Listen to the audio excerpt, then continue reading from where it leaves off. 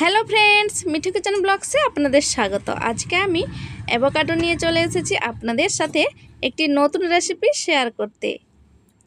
Avocado এটি হচ্ছে মাখন ফল, একে মাখন ফল বলা হয়। লরেসি পরিবারের একটি অত্যন্ত পুষ্টিকর সুপারফুড, যা হার্টের স্বাস্থ্য, হজম এবং ত্বকের যত্নে খুবই কার্যকরী।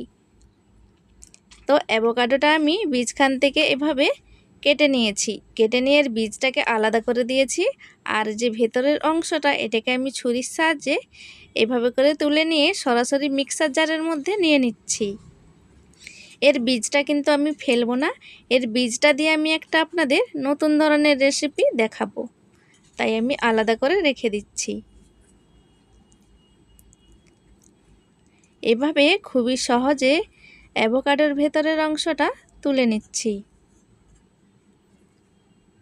ফ্রেন্ডস, রেসিপিটি দেখে যদি ভালো লেগে থাকে লাইক, কমেন্ট, শেয়ার করে চ্যানেলটিকে সাবস্ক্রাইব করার অনুরোধ রইল।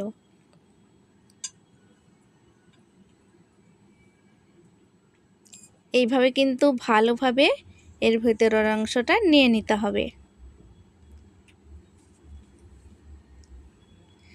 এদিকে নিয়েছি গরম দুধ, গরম দুধের মধ্যে ড্রাই ফ্রুটস ভিজিয়ে নিচ্ছি, তাহলে খুব সহজে কিন্তু ভিজে যাবে।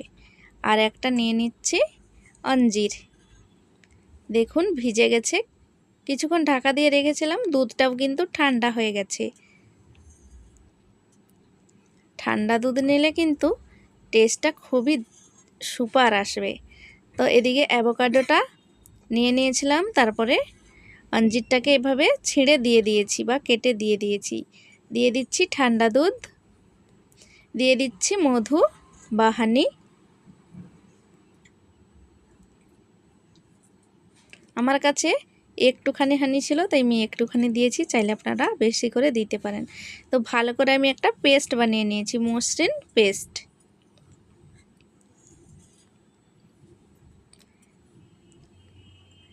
তারপরে আমি দুধের মধ্যে কিন্তু এই পেস্টটা দিয়ে দিচ্ছি, দিয়ে ভালো করে ঘুলে নিচ্ছি। এটাকে কিন্তু আমি একটু পাতলা করে বানাচ্ছি। আমি কিন্তু এতে কোনো রকমের জলের ব্যবহার করিনি, এতে আমি দুধ দিয়েছি, ঠান্ডা দুধ। তারপরে আমি বরফ দিয়ে দিয়েছি, তাহলে কিন্তু খেতে অসাধারণ লাগবে। এই গরমের মধ্যে কোনো কিছু খেতে ভালো না লাগলে এইভাবে কিন্তু অ্যাভোকাডো স্মুদি বানিয়ে দেখবেন, খেতে অসাধারণ লাগবে। আর যদি সাথে থাকে বরফ, তাহলে তো কোনো কথাই হয় না। তো আমি গুলে নিয়েছি, তারপরে গ্লাস নিয়ে নিয়েছি, গ্লাসের মধ্যে অ্যাভোকাডোটা, এই যে স্মুদিটা বানিয়েছি, দিয়ে দিচ্ছি।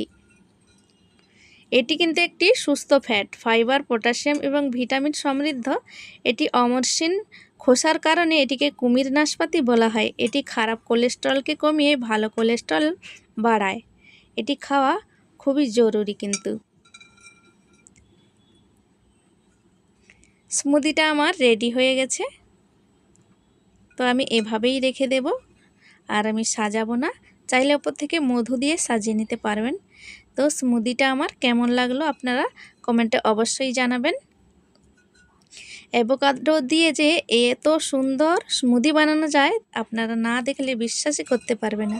খেতেও কিন্তু অসাধারণ লাগে, একবার অবশ্যই বানিয়ে দেখতে পারেন।